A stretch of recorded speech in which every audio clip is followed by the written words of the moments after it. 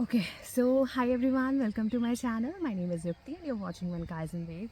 आज हम अपने चैनल में just we are here for a talk, and why this talk is important you will come to know later when you will be listening to it. So I hope the audio is clear and you will be able to hear whatever I'm here to talk about.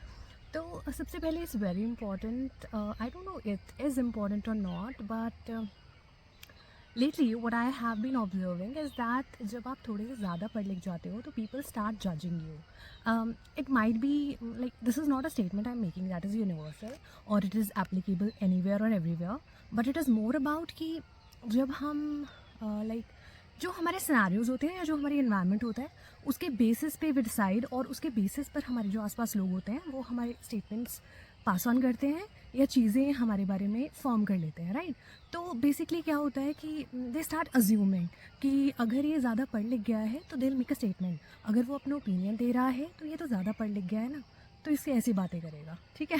तो that is very funny because they don't consider you. Because एक बार आप पढ़ लिख जा रहे हैं, ठीक है, हर कोई बैचलर्स मास्टर्स कर ही लेता है.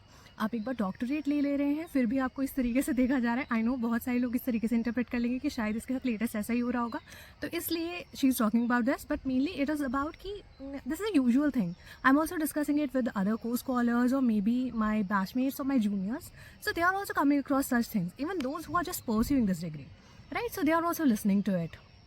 And many of the times it is more about कि अगर आप ओपिनियटेड हो जाते हो, आपको सही और गलत का डिफरेंस पता लग जाता है, आप ज़्यादा अवेयर हो गए हो, आप जेंडर बायस के अगेंस्ट बोलते हो, आपको ये लगता है कि जो चीज़ें हैं वो जो पढ़ाई जा रही हैं या जो प्रीच की जाती हैं वो प्रैक्टिस में नहीं है, तो you question that, you speak about it, right.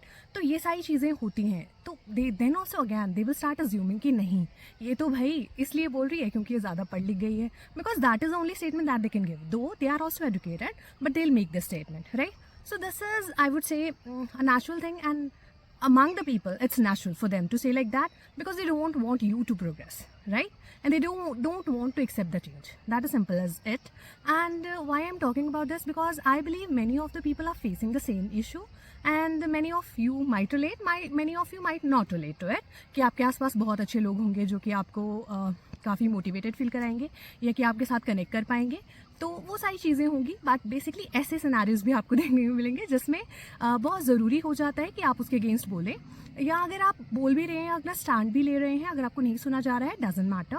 आप जो सीख रहे हैं, आपकी एजुकेशन का तभी फ़ायदा होगा जब आप उस चीज़ को इम्प्लीमेंट कर पाएंगे अपनी लाइफ में, ठीक है, क्योंकि आप कुछ चेंज ला पाएँ वो ज़्यादा महत्व का है, इंस्टेड कि लोग किस तरीके से आपको परसीव करते हैं या जो स्टेटमेंट्स देते हैं, right. So I believe we all should move ahead and we should practice what we preach. That is it, right? So that's all in this video. I hope you enjoyed it, or also I could share my opinion or my perspectives with you all. So that's all in this video. Stay tuned and bye bye. Thank you for watching.